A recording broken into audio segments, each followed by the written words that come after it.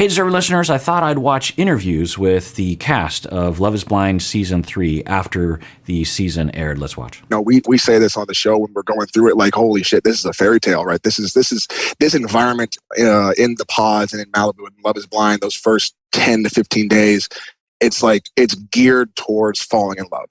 I think, seeing all the girls, seeing everybody out in public, seeing any girl, I was just like, whoa, this is the real world. I'm no longer in this fairy tale where it's just easy to kind of open up and have somebody fall in love with who I am on the inside and do that to Nancy. So seeing all the girls, Raven particularly, yeah, sure, it was like a snapback to reality. I wonder what that means. If I was to take a guess, and I don't know, obviously, I would say that he's saying in the pods, it was this fantasy world, this very unique world that's isolated from everything, sort of like being on a deserted island. And you can fall in love very easily because there's no distractions and there's no other options. And you're just talking and exploring and going deep because there's nothing else to do. And this version of yourself emerges that could fall in love in a way that isn't actually real. And then he says he emerges from the pods and he's in the real world. He's seeing Raven, and then when they leave the honeymoon and they actually see other people, I think what he's saying is, well, when I was in the pods, the situation was so limited that I fell in love with Nancy, but in the real world, I just saw her as, well, I don't want to put words in his mouth, but I didn't see her as someone that I wanted to be with for the rest of my life, I think is what he's saying. Do you know what I'm saying? Interesting. What you on the show, I thought, just for everyone kind of always, you guys like to talk about how in love you guys were with each other. And even after a fight, you'd be like, oh, but we love each other and things like that. Yeah. But I'm curious, like, what does love mean to you? Because, we're on this show a lot. We talk about people saying the word, but like... Yeah, this is another really great question, and a question that I think is reflected in a lot of the online commentary. It's like, well, how could you be in love? Really? You certainly don't exhibit it, maybe in the pods, but not after. How could you say, especially weeks after you meet, and you've already told Nancy that you're not into her and you're into people like Raven, and you still claim, like the morning of the wedding ceremony, that you're still in love completely with Nancy, like that doesn't, and then you didn't date her afterwards. There didn't seem to be any chemistry between the two of you. So, what's going on there? Hard to know. I think there are two possibilities, and maybe it's both, that fantasy feeling in the pods, they actually did have and did feel legit in love. And what is love anyway, right? What is love? It's a very subjective thing.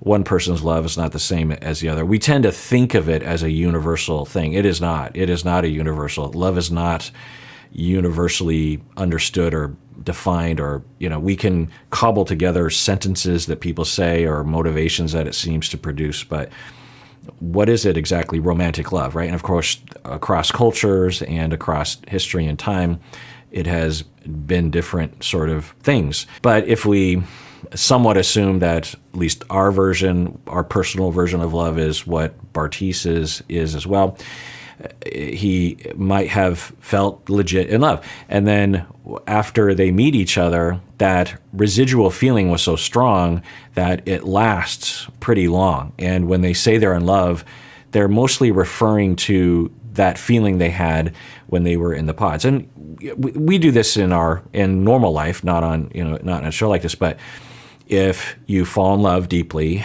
and you say have 2 years of a good relationship, and you're totally in love, and then things start to go south, and you start to have conflict, and their distance starts to grow, and say 6 months, 9 months after that, there hasn't really been anything good happening in the relationship. Maybe even someone cheated or something.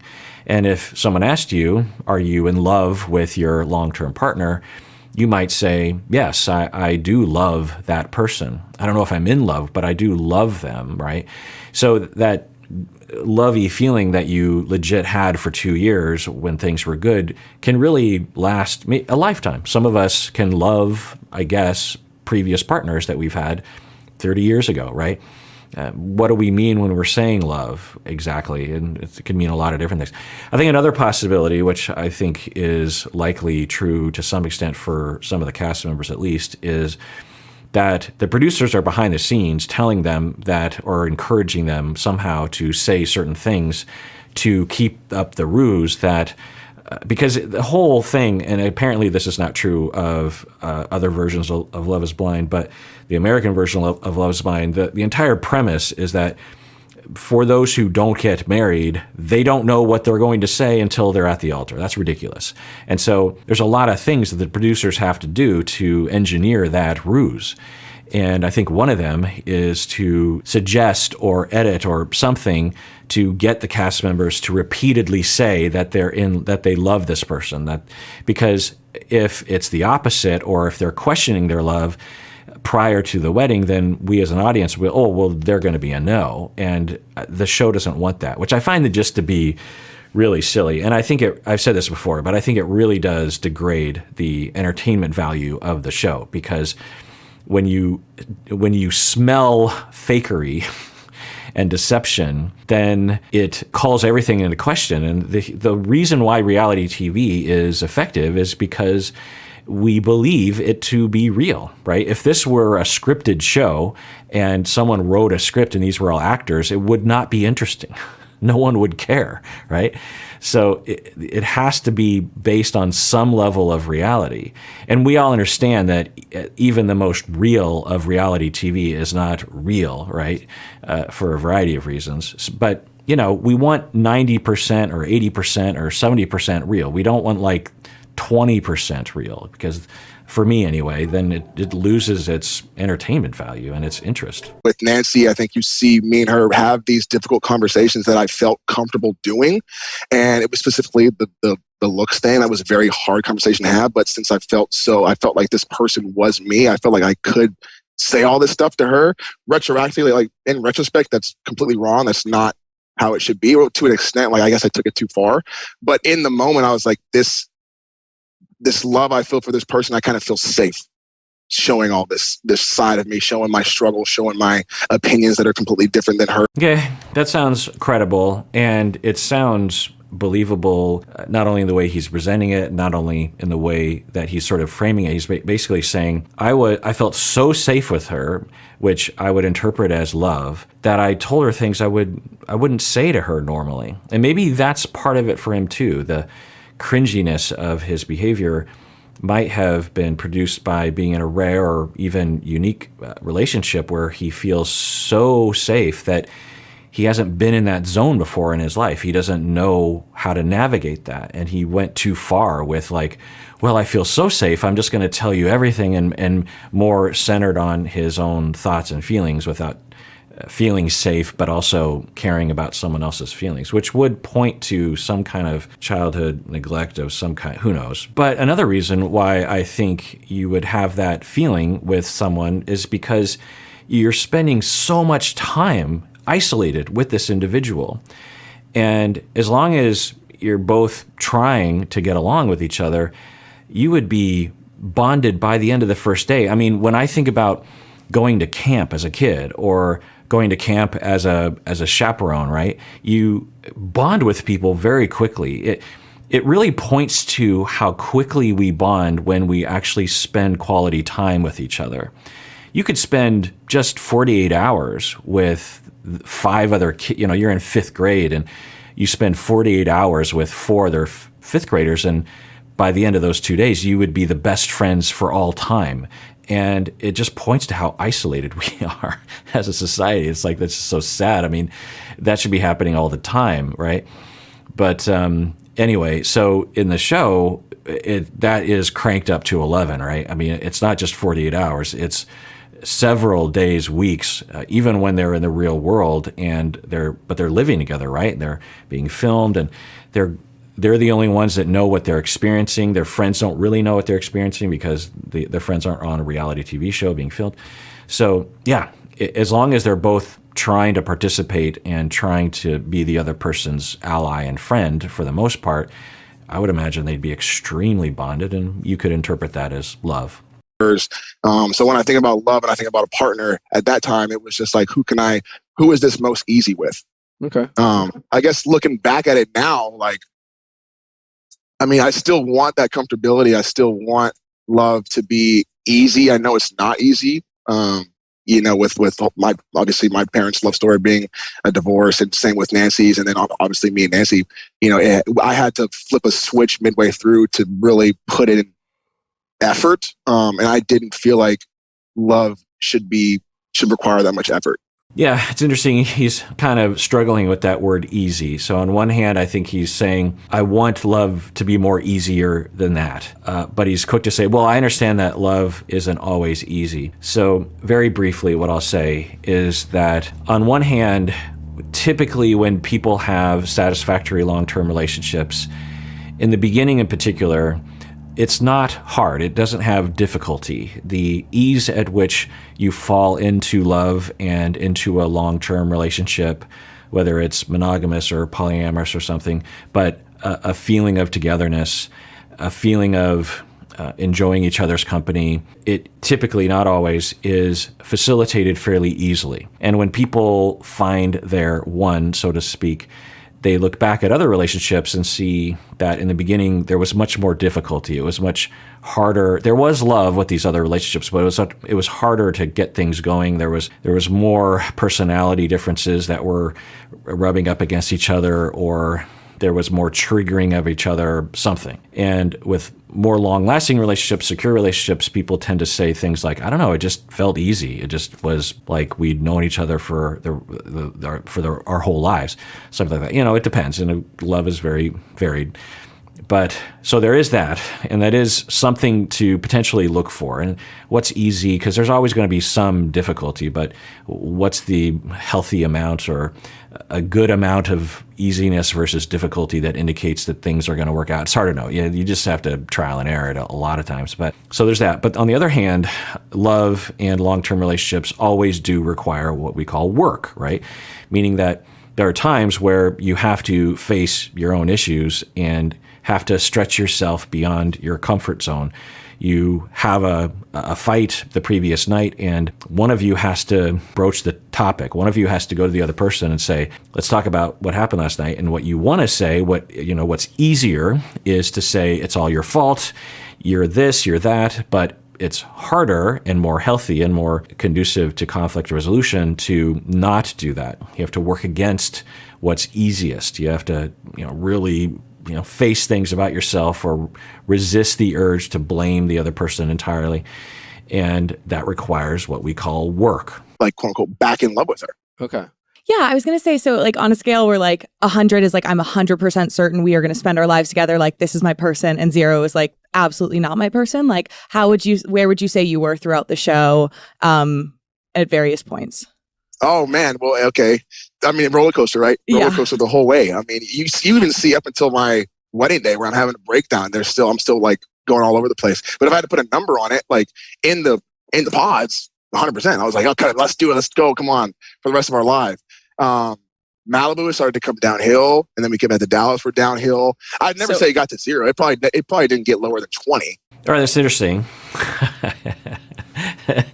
I think for him, he thinks he's saying something that is unshocking, but it is pretty shocking to hear that he was 20, because it certainly didn't look that way, right? Well, there were a lot of things pointed in that direction, and it seemed pretty clear to me that that was the case. But the way, at least verbatim in terms of what they edited in, he didn't seem to indicate that, right? Anyway, but okay, so we're hearing 100% in the pods, and we have to take his word for that. And I don't know, there's not any reason to not believe him there. And then he says right away after meeting her in person, and then for the next number of weeks, it went down to 20.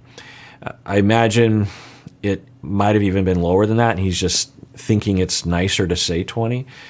But yeah, that makes sense. That it wouldn't just happen overnight. That you would go from 100% in love to 20% overnight. I mean, maybe in some cases, but yeah, that certainly reflects what. But he says roller coaster, so maybe like right after he would have dipped down to 20, and then things go better, and he's back up to 90. But yeah, interesting. Right, but there were some low points in there. I was like, shit, I don't know if I can do this. And Nancy was the same way. So my low points were definitely more highlighted. Yeah. At the altar, Nancy was always seemed pretty clear, that she was in it. She was if you were gonna say yes, she was gonna say yes. Obviously, you ended up saying no. I mean, it seems like Nancy felt like you let her on a little bit.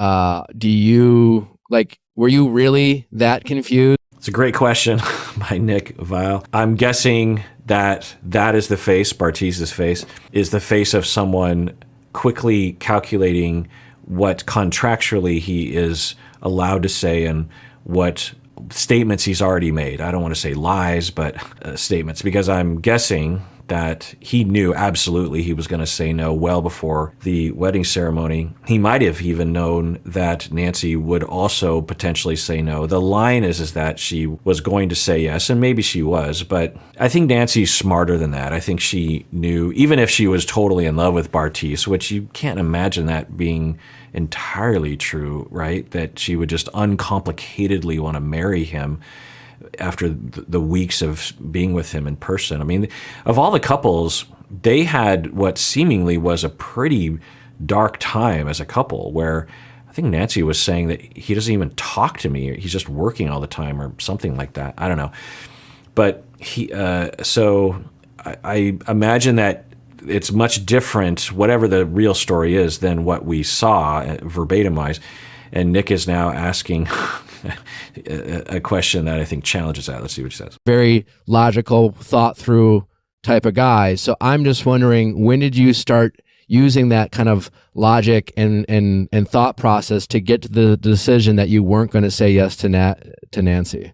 I mean, so every step of the way along this process, you're collecting information. Yeah. Right. Yeah. So even in the pause, I was collecting information. Like, if you want specific examples, there was when she had described her ex as being a realtor in the pause to me, and then we get to the real world, and there's a lot more to that story. That he's not just a realtor. He was, they own 2 mortgages together, so she's financially tied to this man. Right. We saw that on the show, and I don't know, but it seemed to me that either consciously or subconsciously or somewhere in between, Bartise was just saying that to get out of the relationship, or coming up with people will do this in a variety of contexts, not just romantic relationships.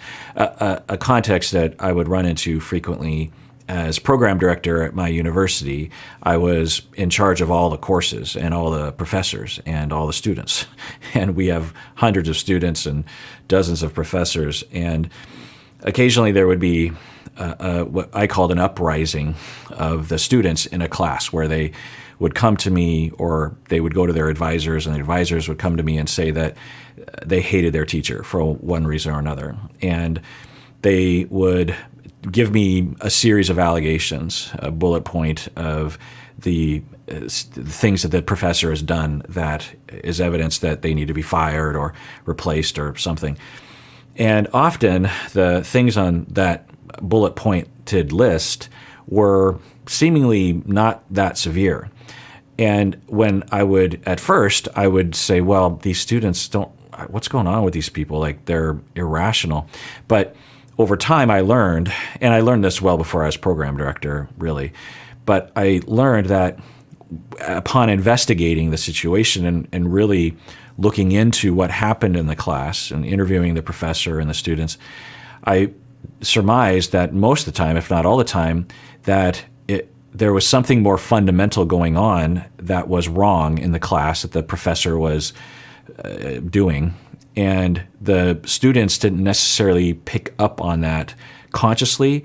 And so they just felt uncomfortable, and they felt mistreated. They felt overly anxious or something.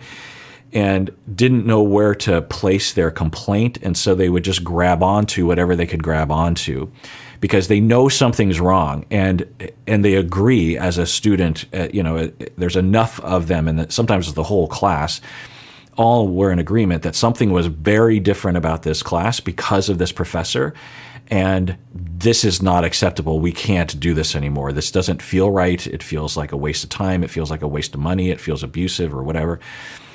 But they can't really put their finger on what is wrong because students aren't trained, like hopefully professors and program directors are, in figuring out educational processes and the emotional vibe of what a class should and should not feel like. You're just experiencing classes as a student, and when things don't feel right, you don't necessarily know exactly why, and so you just start grabbing at things. So when you're in a relationship that it doesn't feel right, it doesn't feel good, and you don't really know why or you can't admit it, then you start grabbing at anything. And I don't know, it kind of looked that way to me. Because I'm guessing that for Bartise, if he was totally legit in love, 100% consistently with Nancy, that these things would not have interfered. But, that's what he's saying.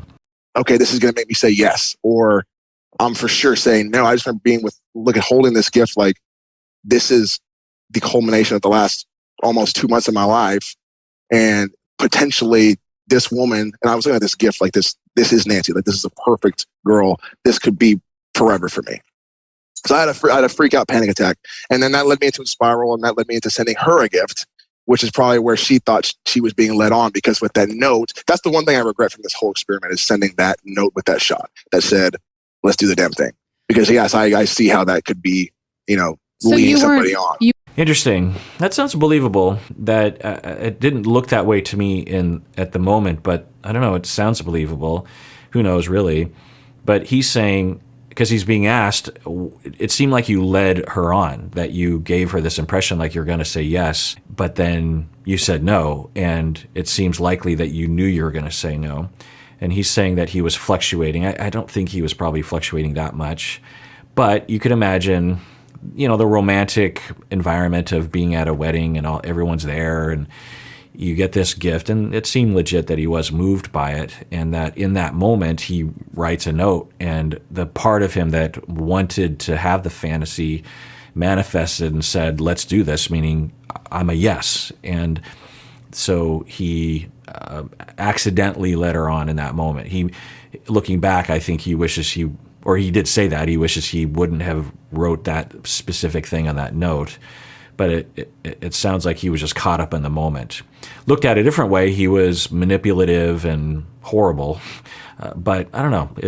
I could see what he's saying to be true. You weren't planning on sending a gift until she sent one to you? That's right, yeah. That's during my spiral, I was like, oh, I got to send her something, And then you sent, let's do the damn thing, even though, yeah.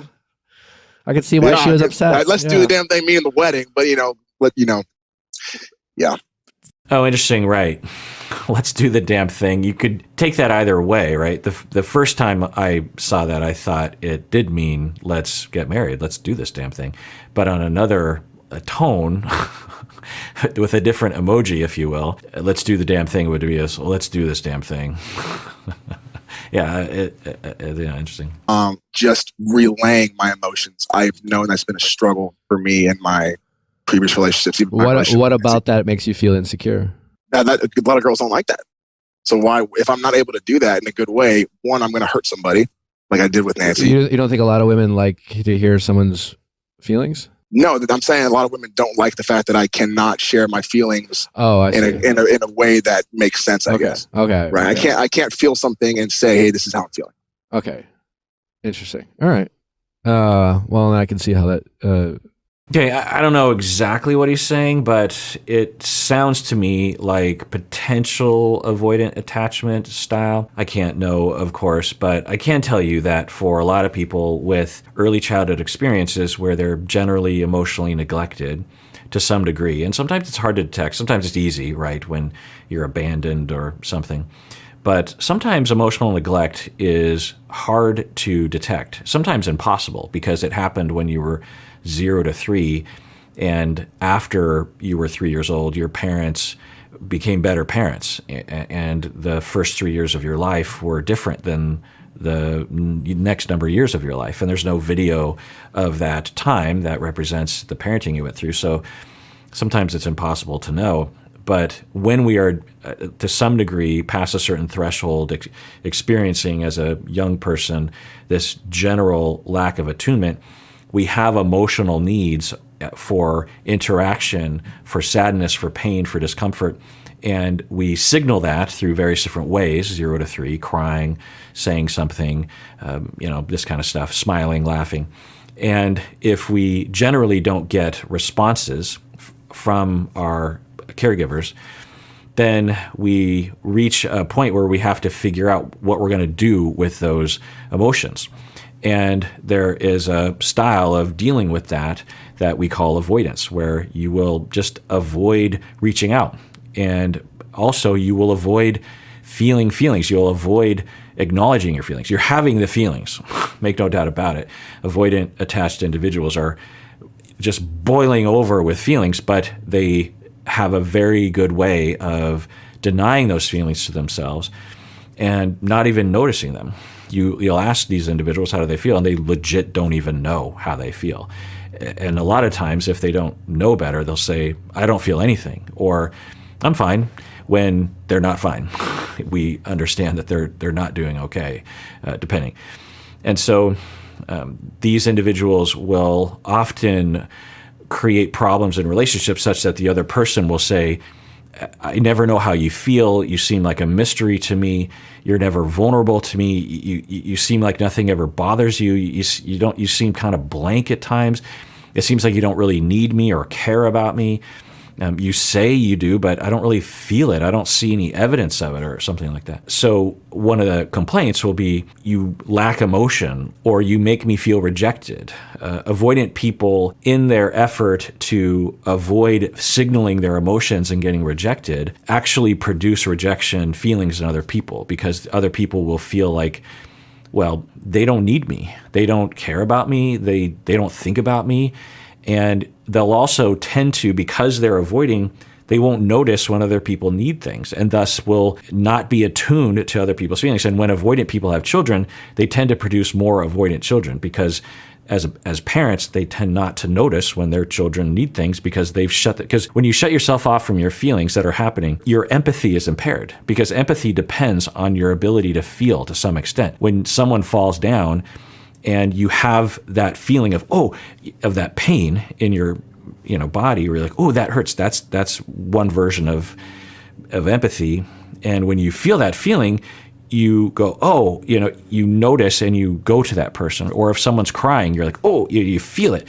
But if that's happening, say an avoidant person sees someone crying or fall down, something's happening, they're being affected by it, but they're not noticing it because there's a barrier between their mind, so to speak, and their emotional center. And so they don't notice and thus don't act on that noticing that they don't notice. So they see it happen, they perceive it, but it doesn't register to them, it doesn't have weight, and so thus they don't reach out. And so thus it's received by the other person as you don't care. But it's not that they don't care necessarily, it's that they're impaired on their noticing of their emotions. Was a challenge in your experience. Do you feel like you're better with that now?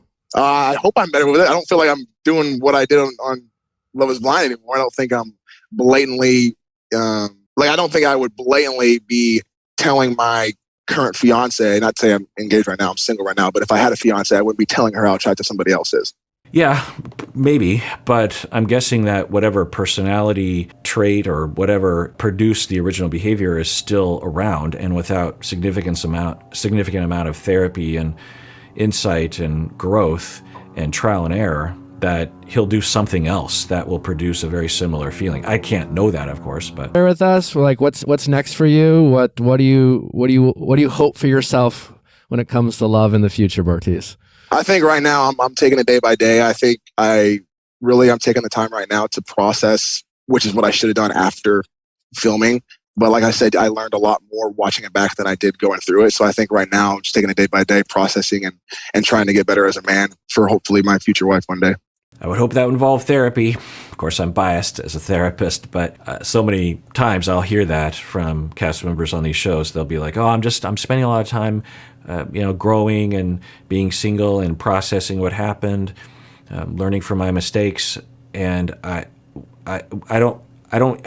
So who knows? Obviously, I can't know. But often we need a therapist that knows what they're doing to help us with that. And because when we're just left to our own devices, our blind spots are still there. And when we have blind spots, we don't know that we have the blind spot because we're blind to it, right? And it does help to have someone else who knows what they're doing to be able to guide us to feel safe enough or ready enough to look in those blind spots and go like, oh yeah, interesting.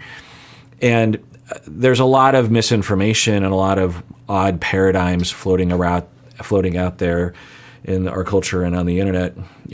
Things like, well, I'm just going to be single for a while and I'll grow and then I'll be better. And then the next person I meet, everything will be fine. There's nothing inherent about being single that means that you're going to, become more healthy. Just being single seems to be sometimes the only recommendation. Is take time with yourself. Just be single for a while. And I'm like, well, unless they do something, it'd be like you really want to cook an amazing pie and you'd be like, you know what, just go to the kitchen. Just sort of wander around in the kitchen. No, you still got to get the recipe out and actually get the ingredients and know how to cook a pie and actually make the pie. You can't just wander the kitchen and a pie emerges, right? So you can't just be single and hope that somehow a healthy pie will emerge out of your personality. All right, well, that does it for that episode of Psychology in Seattle. And everyone out there, please take care of yourself because you deserve it. You really, really do.